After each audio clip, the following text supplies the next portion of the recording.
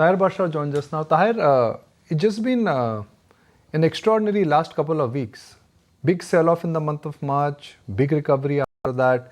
In the month of March, when markets fell, everyone thought that this was an overdue correction. But the way markets have recovered, it has surprised everybody.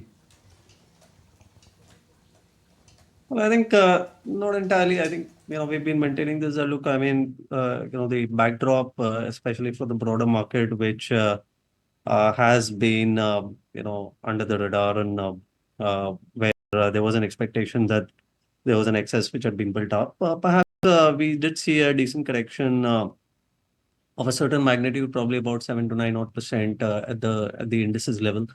And I think that's what you will probably get in an environment where the background as far as earnings and the overall macro construct is still reasonably positive. We did get a little bit of that regulatory scare as well, and that probably also contributed. But I think that is exactly what you're probably going to get up until the time you have a situation where the broad domestic economy is expected to do well. I doubt if you will probably get very punchy corrections. So all those who say that valuations are stretched, be careful at these levels. You're buying something above historical averages. Would you say that all the naysayers will get it wrong again? Look, like I said, we are in a situation where there is earnings drivers are reasonably intact. Of course, you can't expect a situation where markets will just continue without doing a check on ground reality and on earnings from time to time. And I think that's what we are probably going to be encountering probably in the next upcoming couple of months as we get into the thick of the result season. So there will be a reality check, and you will have to probably assess if earnings are coming through in the way the market expects and are extending themselves from the point of view of longevity into maybe not just the balance of FY25, but even in FY26. So I think those assessments will happen at a periodic level, and but if that trend is in the right direction, and if we have comfort with regard to that, and as of now, expectations are that we can still grow, let's say the narrow market earnings at about 13 to 15% over the next 2 years, and probably the broad market does perhaps a couple of percentage points higher than that. I think we still are not in a stage where at an aggregate basis valuations are extremely frothy, and so I would like to think that there will be pockets in such kind of a market where things will overextend, and markets will have that tendency to go a little more than the underlying businesses, and then they will revert back to the mean at some stage. So I think we saw a little bit of that come through in the last few weeks, and that's basically what was the opportunity. So what is it, Taher, that you're anticipating from the earnings this time around? If you could just give us a color on sectoral expectations, because what we saw from auto sales for the month of March, they fell drastically short of expectations. Yeah, so you will see certain pockets where there is expectation which is positive. For example, industrial is clearly an area where there's a decent amount of expectation in terms of delivery, both in terms of top line as well as in terms of possibility of further operating leverages starting to show up in many of these businesses. So clearly that's been an important pocket of the market, important segment of the market in the last 2 years, and obviously from quarter to quarter the expectations out there are reasonably important. On autos, as you mentioned, yeah, I mean once again it's a divided kind of space. You will probably there will be expectations around some of the two-wheeler and passenger vehicle companies which have at an aggregate level, while March probably has not been as great as what the street expected, but by and large I think as a quarter they have been faring reasonably well. So there will be some positive expectations out of there, not as much of expectations perhaps from the four-wheeler pack to go with. I think there's not as much of an expectation on the other hand from many of the low to mid-end consumer discretionary parts of the market. So we'll have to see as to how they deliver versus those very muted expectations. On the other hand, there is a fair bit of expectation out of things like pharma, real estate. They can probably perhaps even positively surprise the market. So I think technology, on the other hand, we all know it's going to be a slow process, slow grind upwards as we see it. But again, there too, market will start to kind of take as much of gleanings that you can get from the results and the commentaries. So, amongst the sectors where you are anticipating positive earnings, how much of it would you say is in the price already? And where do you think that there is scope for outperformance more than what the market is anticipating?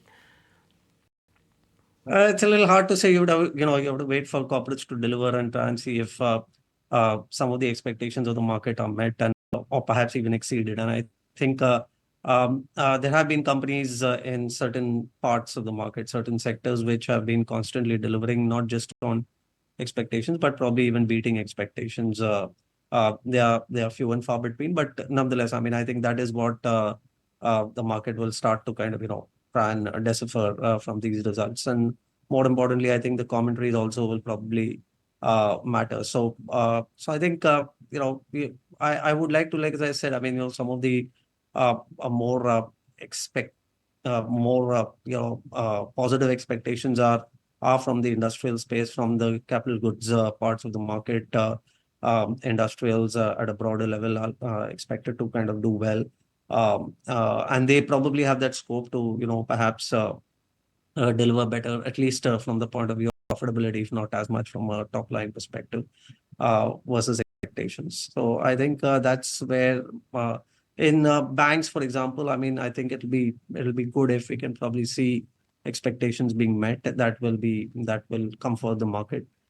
In some of the non-banking areas, I think is where the expectations are perhaps reasonably high, given the strong trends in the capital market activity. I think there it will be important for some of these companies to beat expectations.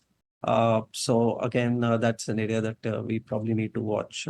In some of the non-banking financials is somewhere where the expectations perhaps have been a little muted in the recent past. And we'll have to see as to whether they can do they do better than that, or probably disappoint on that scale as well. So yeah, it is different strokes for different sectors.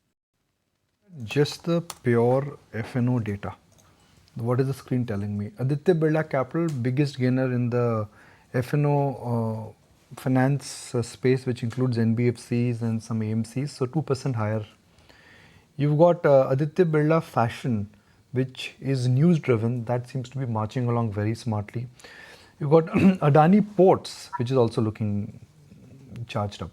But metals in general, I think, have done well. The exception may be today.